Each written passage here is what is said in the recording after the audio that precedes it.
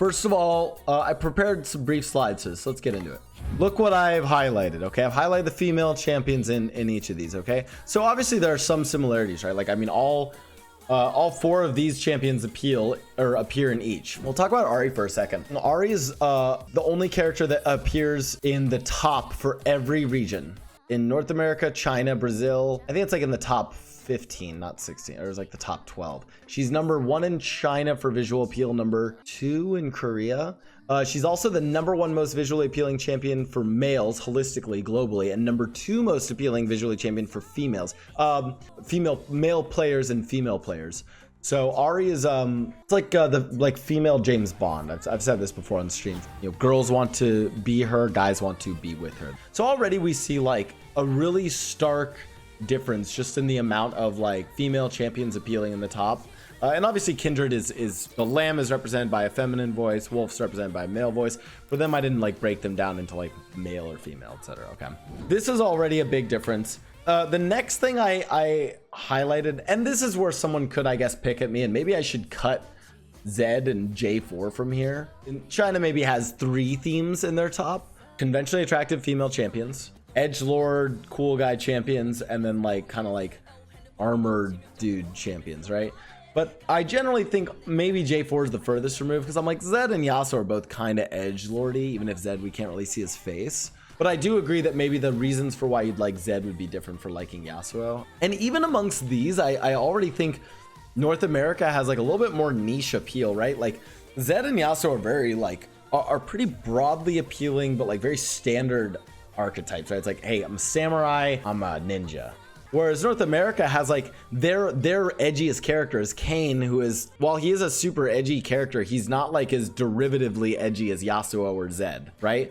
And China's cool guy character is like very derivative. It's you know, hotshot blonde anime kid. Whereas North America's is a little bit more unique. Okay, it's you know, now we have like black like cyberpunk kid. Okay, even their pretty boy character is a little bit different, with Rakan being like Vastaya, etc. Here's another big call out: non-human champions. And I know some of these are humanoid, sure. I think Thresh and Azir being the closest to humanoid, but we don't have any of this in China. And I should have pulled this data. I should have pulled when is the first like non.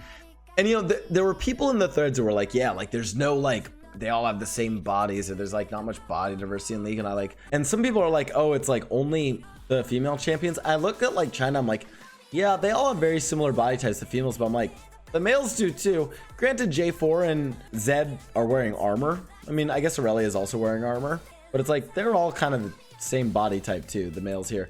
And you get to North America and it's like, actually all of a sudden you get like Echo, who's like way sort of slimmer, like, you know, as a younger boy, right? You have Braum, strong man, like way bigger. Swain's like a much older dude. Jin's has a limp, right? Jin walks with a limp, is not as a, you know, sort of stand. Again, it's just like there's just way more kind of like diverse sort of like champion styles that are like, you know. Then there's the fucking Birdman. You know, it's not just like pretty boys like Ezreal and Yasuo.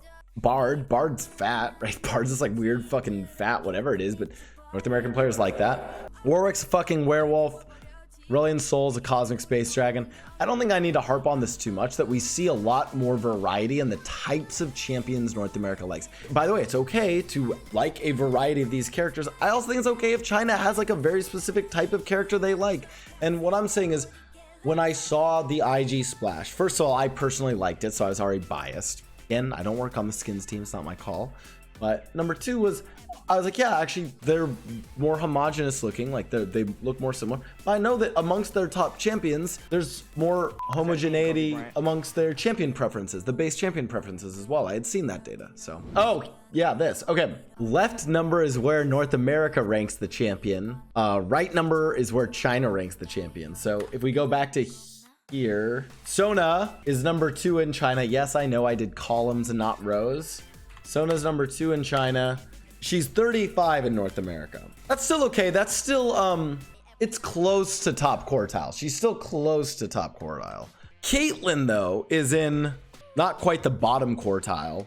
Yeah, sorry, I know this looks like shit. I made this really quick, guys. Don't flame me. Caitlyn is really, really far down in North America, but pretty fucking high in China. We see that with Janna as well. Meanwhile, Bard and Warwick, heavily liked in North America, really low ranks. This is out of 140, remember? They're not quite in the bottom quartile, because to be in the bottom quartile of 140, you're like, what is that, 30? You have to be at 35? Each quartile should be 35. What's 35 times 4? 140. Okay, fuck yeah, I did my math right, everyone. Hey, I do data. But they're still in the third quartile in China. I also put Lee Sin and Yasuo here to sort of show a difference. It's like, remember that when we've looked at this regional differences before, Yasuo performs pretty poorly in North America. Remember, North Americans don't like Yasuo because he's really frustrating, but they do actually rank him pretty high in visuals. They like him, he's a cool wind samurai, whatever. There's still some overlap in our appeal, right? Like Ahri's still in the top, Aurelia is still in the top. There's still some degree of overlap. Zed is just shy of making North America, as is Jinx is just shy of making North America for visuals. That's all the data I have to share. Let's do some Q&A. Let's talk. Dude, I feel pretty bad. There are a lot of like kind of nasty people on Twitter. Like it was a little disappointing.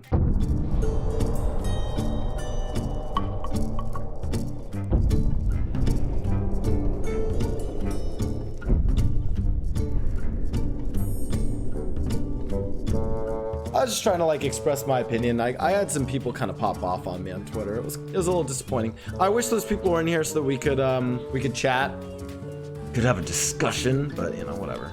Sarsidian asks, how you get so cute? I don't know. What is this about? We're talking about visual appeal by region.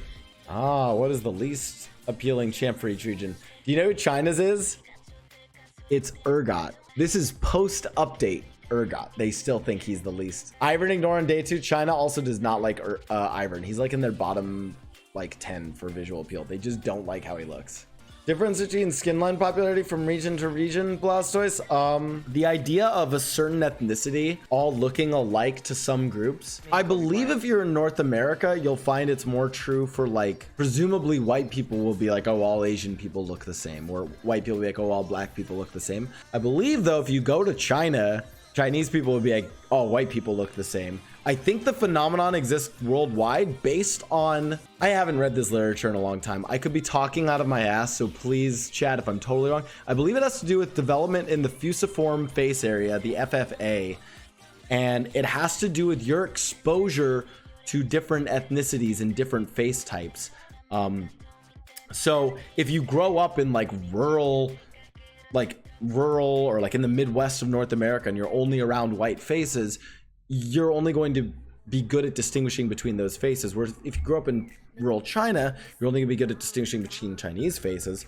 Whereas if you're living, and by the way, it's not a permanent thing, it'll actually go away if you, or not go away, you'll just be, your FFA develops better to distinguish faces if you live in more diverse areas. Like if you're living in Los Angeles, which I think Los Angeles, like what, like 40% white, 30% Hispanic, 20% Asian, 10% black of like major ethnicities. I mean, obviously there's a lot of other groups in there, but generalizing big chunks of numbers, like Los Angeles is a very diverse city. You'll be way better like distinguishing between faces. So just a note on that. I could also be talking out my ass. I haven't looked into that literature in a long time, so whatever.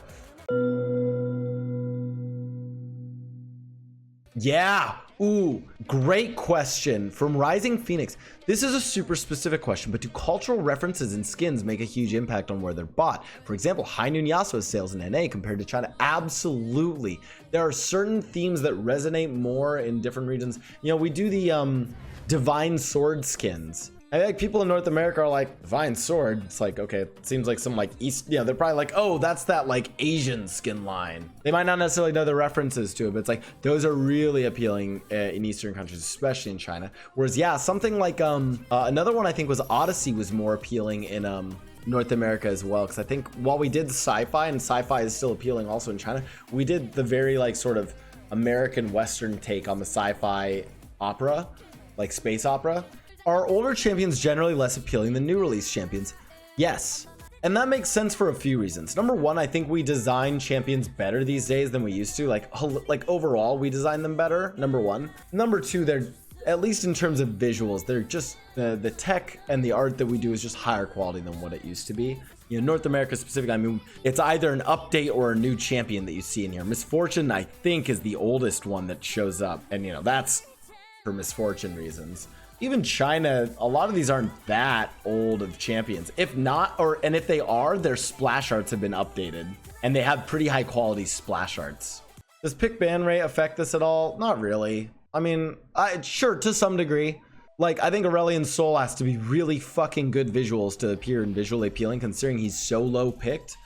But for like whether you like a champion overall, I think gameplay is a big factor, and gameplay is reflected in picks and bans. But for visuals, I think people are pretty good at removing how they feel about the champion's kit versus their visuals.